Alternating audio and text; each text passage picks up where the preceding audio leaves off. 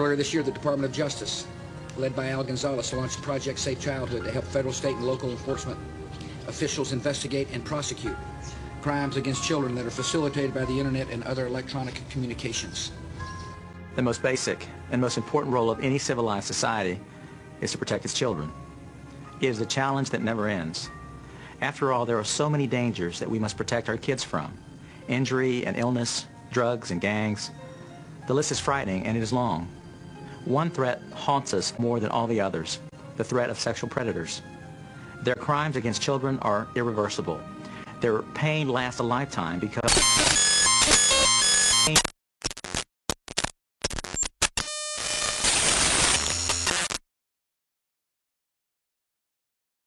have provided those who seek to hurt our children with new opportunities. Every day, children are sexually solicited online.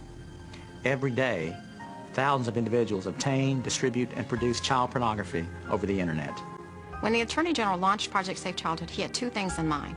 The first thing was to make sure that we can teach our children and our parents about how to protect them and keep them safe from online sexual exploitation. The second thing is to make sure that we're supporting law enforcement, prosecutors, individuals that are on the other side of the criminal justice system to make sure these predators are brought to justice, that there are investigations done for cyber crimes, and that we use the entire force of the criminal justice system to protect our children.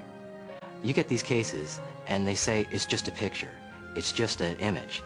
And you have to educate judges, you have to educate the public that it's not just a picture, but it's a kid being abused. And every time that image is portrayed, every time that image is published, it's a continuing abuse of that child. There is a misconception as to what child pornography is.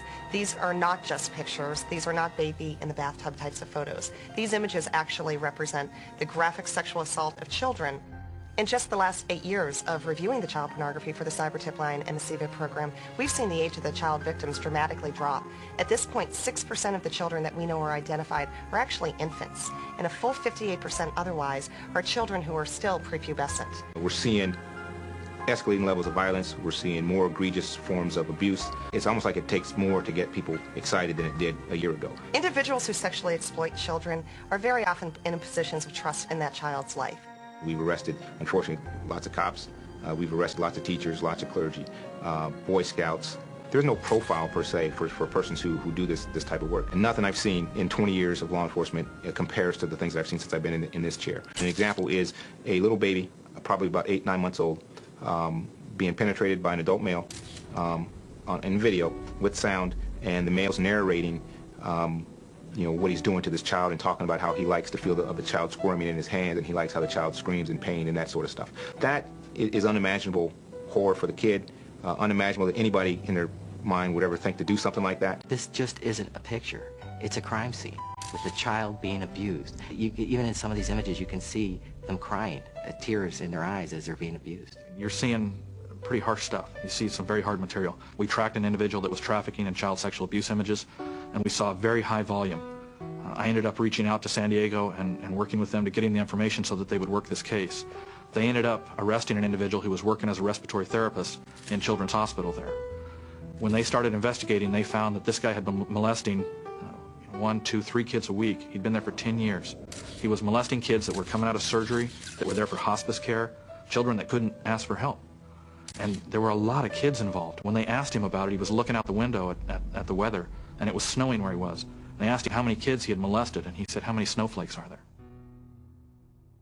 The ICAC task forces are a group of state and local law enforcement agencies that are brought together, supervised, and funded by DOJ, Office of Justice Programs, to do investigations of child exploitation on the internet. The ICAC Data Network is a series of servers located in Wyoming that are accessible to investigators throughout the United States. One of the big advantages that comes from being able to do this is we can actually make it possible for investigators to not have to look at these videos over and over and over again. The images that we see that depict 2-year-olds being violently raped are not only are they destructive to everyone involved, but they can tear down these officers that are working on these investigations. There are about 37 innocent images task forces across the country. In almost all of those task forces, there are state and local representation on those task forces. So if you overlay the ICAC map of where their task forces are with the FBI map, the country's pretty well blanketed in terms of online presence, covert presence working these matters. Obviously, we do our enticement cases every day. I mean, there are agents online in this country every single day that are posing as kids. And, you know, in a matter of minutes, you'll have 4 or 5 guys asking you, how old are you? Are you a virgin? What's your bra size? Do you have pubic hair? You'll see very aggressive solicitation, or you'll see a grooming process that could last over several weeks where the person slowly introduces sex into the conversation. The internet connectivity has allowed it to be either a federal crime or a state crime, and it could be prosecuted either way. California, until extremely recently, has had a very weak law on possession of child pornography, so we've really been the only game in town in terms of a true felony count for possession of child pornography. So our ability to get a felony conviction, obtain really very real legitimate sentences, and get these guys off the streets for extended periods of time is going to do nothing except make our community safer. It's critical to work closely with our U.S. Attorney's Office. Where an individual in state court might get probation or a year in jail, we often can get much heavier sentences through the coordination of our assistant U.S. attorneys that are assigned to investigate these cases. We've had a number of cases in past years up to the present where we have partnered with district attorneys where they will prosecute the same suspect for child molestation charges while we will prosecute that person for child pornography charges. We use that as a heavy hammer when we have cases in the state system. The Brownie case is a case that involves a little girl who was being sexually abused by an adult. This particular case probably has the worst images I've ever seen. The pictures were seen in late November of 2003 in Denmark. The officer in Denmark put on a network that was run by Interpol, sent it to the Canadians, the Canadian Toronto police. The Toronto police had done some training with us prior to that. They got the picture, they looked at it, they saw the Brownie uniform that appeared to them to be an American uniform. They contacted agents here. The perpetrator had obliterated the Brownie, the troop number on the uniform. The agent and the officers from Toronto were able to locate that number and put it to a location in North Carolina. The agents in North Carolina went out and identified the victim, identified the perpetrator, and ended up arresting the perpetrator, who was actually the father of this young girl. Some of the pictures that we saw, the girl was in a dog kennel, naked, locked in a dog kennel, crying.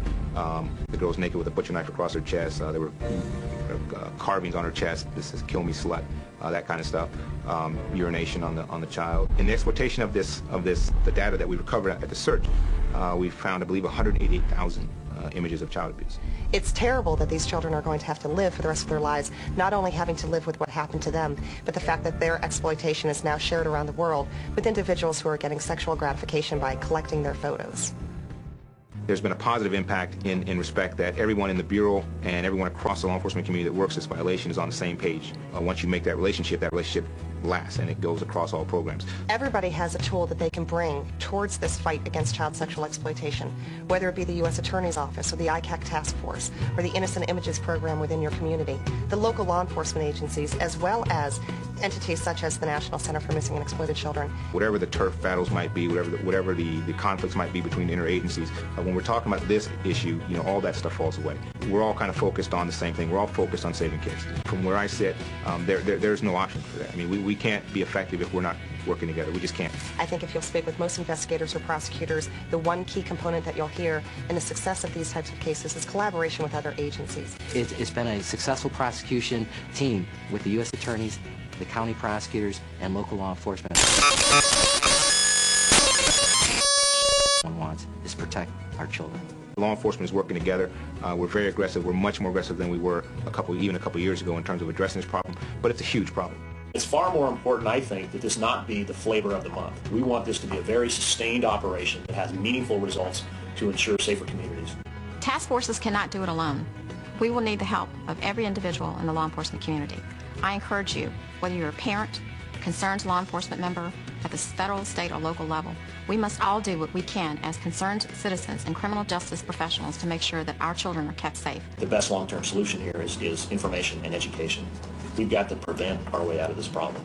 You can help me teach parents that they must stay vigilant, stay smart, and most of all, let's work together to make sure we're keeping our children safe from online sexual exploitation. To stop this problem from becoming more pervasive than it is, we need 3 elements coming together. We need education, we need prevention, and we need enforcement. Project Safe Childhood pulls all of those elements together to make sure we are keeping America's children safe. In order to confront this threat to our kids, we must rise up together as soldiers in the armies of compassion called to action by President Bush. The core idea behind Project Safe Childhood remains the key to its success. And that's the idea of teamwork. Project Safe Childhood makes a single powerful team out of all of us who want to protect children. If we work separately, we are no match for these criminals. But when we work together, our network is much stronger than theirs. Make no mistake, this is a war. Our opposition is obsessed with hurting our children. We must be obsessed with protecting them. I want to thank you for your dedication to this cause, and I look forward to continuing this fight together. Each of us is but one soldier in the armies of compassion I mentioned earlier, but we will prevail as long as we can count on each other to be out there fighting shoulder to shoulder, our voices united as one. Thank you for your work to make Project Safe Childhood a success.